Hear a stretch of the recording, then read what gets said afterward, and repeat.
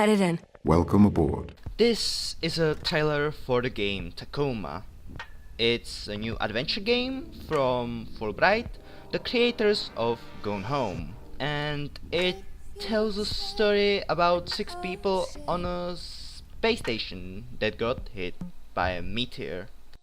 And this is a review for Tacoma. It's a decent review. It's well written, and it notes that Tacoma tells a good story and doesn't overstay its welcome, and that there is pretty impressively detailed trash. So take that as you will. The final score was 9 out of 10. This is a review for Tacoma as well. This one is more contextual, talking about the predecessor of Tacoma, Gone Home, and the debacle that it followed, Gamergate.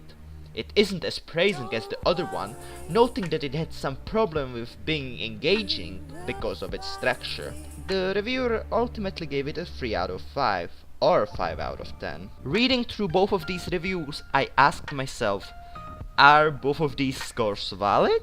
I mean, they obviously play the same game.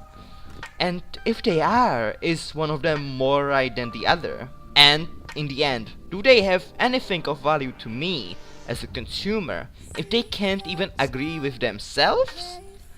Well, my dear viewer, today we are trying to answer just that. So, video games are inherently an experience. Every art is, and for any artistic experience to be complete, there needs to be an experiencer. Someone who interacts in any way with the medium, from listening to catchy music to boringly watching TV, or even you watching this video right now, or even you watching this video right now. Interaction, no matter how small, leaves an impression on the person who interacts with it, from a positive one to a negative one, and all kinds of weird things in between. Our interpretation of this interaction is only framed into a good one or a bad one through our personal experiences and tastes. I will not go into this topic deeply, but if you want to know more about this evaluation of art, I will link some things in the description. I recommend the behemoth of a video essay by Ian Dunkey, named "The Artist is Absent, David Written and the Beginner's Guide." So they construct different meanings, which means they assume different narrators as the voice behind the story and take on the roles of different audiences. Comparing your read on the material with friends or critics is often a game of asking, so, who did this turn you into? But I will say this. Any problem that you will find in an aspect of a subject is only defined by what you think should be the right way of doing it perfectly. That means that any pacing problems could be solved through a certain point of view that says that the pacing problem is part of the subject's coherency. And even people saying that the pacing wasn't an issue and it worked for them is in and of itself a justified argument. That obviously doesn't mean that your assertions are wrong, but his aren't either.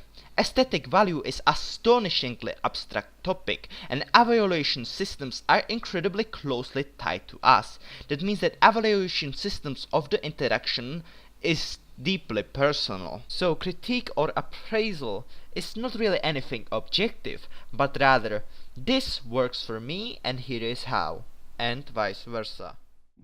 Well, I think that segment clarified a few important points. And I think that based on that, I can argue that the first 2 questions are answered. Ta-tan! But the third question still stands. Do they have anything of value to me as a consumer if they can't even agree with themselves? But since we answered the last part, let's just reframe it a little bit. Why the hell should we even read reviews if you won't come out from them with a final assessment for buying the game?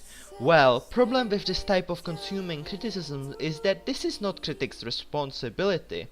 Their responsibility is to be the best experiencers, to fully understand all aspects and substances of a certain work, to drive the dialogue between the art and the consumer, or at least be one of the most important ones.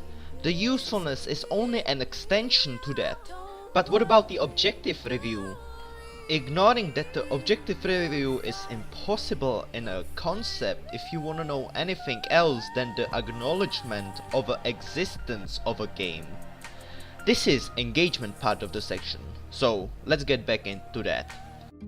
It's not possible to have the absolute truth over any artistic piece, as the personal is such an important factor. Through different evaluation systems to different understanding based on their own experiences and even valuing or putting more importance to different characteristics of a piece.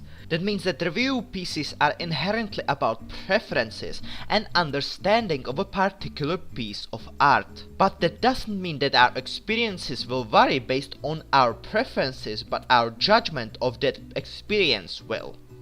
To sum it up, game reviews are personal experiences, and absolute truth can't be found. The purpose of art is to express ideas, but it's on the consumer to understand what ideas are expressed, and the critic's job is ultimately to be on the forefront of that.